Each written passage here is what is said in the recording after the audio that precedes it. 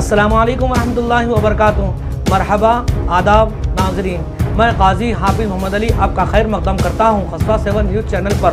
नाजरीन, देखते हैं आज की ताज़ा और अहम खबर।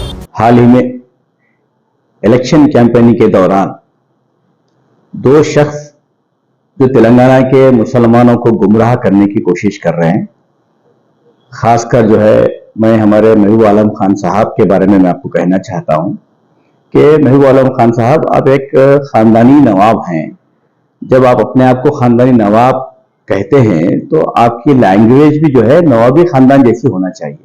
एक हिंदुस्तान के सीनियर चीफ मिनिस्टर, एक सीनियर कायद को पकड़ के आप जो है उनकी लैंग्वेज में जो है झूठा बोलना और कुछ बोलना, ये आपके लिए शोभा नहीं देता।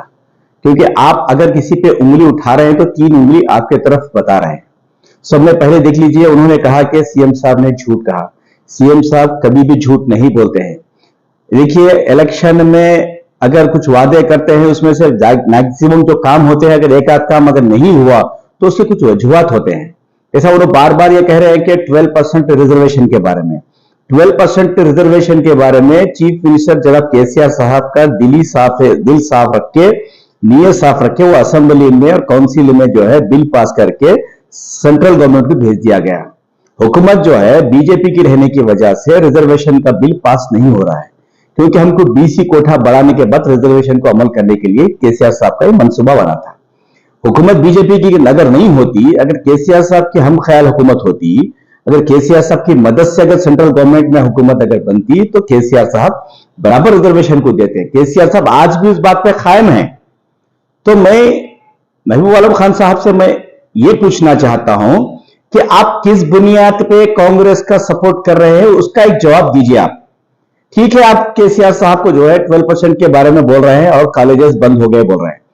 तो एक तो 12% के बारे में आपको मैं रिजर्वेशन के बारे में क्लियर कर दिया। दूसरा, कॉलेजेस के बारे में जो आप बोल रहे हैं, वाईएस राजशेखर रेड्डी की हुकूमत में फीस रिएंबर्समेंट का जो स्कैम हुआ था, बहुत से इंजीनियरिंग कॉलेजेस जो है जिनके पास स्ट्रक्चर नहीं है, जिनके पास फैकल्टीज नहीं है, बहुत से लोगों के पास 50 तलबा अगर है तो उनको 200-300 नाम लिख के जो है फीस रिएंबर्समेंट लेके जो है स्कैम कर रहे थे। केसीआर साहब एजुकेशन के मामले में बहुत ही स्टैंडर्ड मेंटेन करना, तालीमी मैदान में किसी के साथ कॉम्प्रोमाइज नहीं हुए केसीआर साहब। बहुत से लोगों का टीआरएस में काम करने वाले एमएलसी के भी कॉलेजेस क्लोज हुए, जैसा पल्ला राजेश्वरी साहब का कॉलेज है, हमारे महबूब नगर में जेपीएमसी कॉलेज है, जिनके पास स्ट्रक्चर नहीं रहने की वजह से बहुत से पोल्ट्री फार्म में इंजीनियरिंग कॉलेजेस खुले, वैसे कॉलेजेस को बंद किया गया। इसके अलावा मैं आपसे पूछना चाहता हूं कि आप बार बार बोल रहे हैं कि आप ऐसे कांग्रेस को सपोर्ट कर रहे हैं जिसका निशान हाथ है, वो खूनी हाथ है। पूरे हिंदुस्तान में फसादात करने वाला कांग्रेस का हाथ। आप ऐसे हाथ को जो है, खूनी हाथ को आप सपोर्ट करने के लिए तेलंगाना के मुसलमानों को गुमराह कर रहे हैं, ये आपको शोभा नहीं देता है। मैं पूछना चाहता हूं आपसे कि आप जो है, जब कांग्रेस के दौर में टेररिस्ट एक्ट के तहत कई मुसलमानों को जेलों में भर दिया गया, आप जब कहां थे? कई मुसलमानों को फसादत में खत्म कर दिया गया, जब कहां थे आप? कांग्रेस के दौर में कई चीजों को जो है, मुसलमानों को जो है तालीमी इदारे नहीं खोले गए, कई स्कीमात नहीं ला गए, जब आप आवाज क्यों नहीं करें? आज आप कांग्रेस का साथ दे रहे हैं, उसकी वजह क्या है? आप अगर कांग्रेस का साथ दे रहे हैं वो आपका जाती इख्तियार है, हम उसमें नहीं बोलेंगे, लेकिन आप तेलंगाना के मुसलमानों को जो गुमराह कर रहे हैं वो आपको शोभा नहीं देता है। मैं पूछना चाहता हूं, ये 10 साल में आप बोल रहे हैं कि मुसलमानों के लिए केसीआर साहब कुछ नहीं किए। आप समय पहले नोट कीजिए, मेरे सवाल का जवाब आप दीजिए। आप बड़े हैं, हम आपकी इज्जत करते हैं। हम आज भी कि केसीआर साहब हमको पार्टी में ये सिखाए हैं कि किसी बड़ों के साथ बदतमीजी नहीं करना, लेकिन अखलाकी दायरे में हम आपको जवाब दे रहे हैं। हम चाहे तो हम भी बहुत जवाब दे सकते हैं आपको, लेकिन ये अखलाकी दायरे में है। अगर दोबारा फिर केसीआर साहब के ताल्लुक से अगर आप गलत बोलेंगे तो हम भी हमारी लैंग्वेज को भी गलत करना पड़ेगा। सबसे पहले सवाल आपसे है कि तेलंगाना हुकूमत बनने से पहले मुत्तहिदा आंध्र प्रदेश में हमारे मुसलमानों के लिए कितने इदारे थे, आप उसका जवाब दीजिए।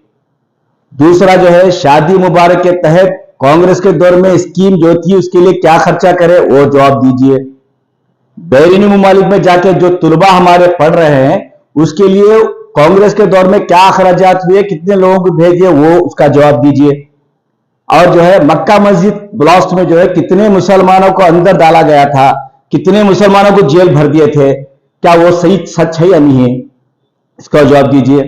केसीआर साहब हुकूमत बनने के बाद सब में पहले मुसलमानों के घरों में तालीम होना बोल के टेम्बरी जैसे इदारे 204 स्कूल्स खोले। क्या इसको आप मानते हैं या नहीं मानते हैं? दूसरी बात, शादी मुबारक के तहत 2,75,000 गरीब लड़कियों की शादी हुकूमत तेलंगाना केसीआर साहब के हुकूमत में हुई। क्या इसको आप मानते हैं या नहीं मानते हैं?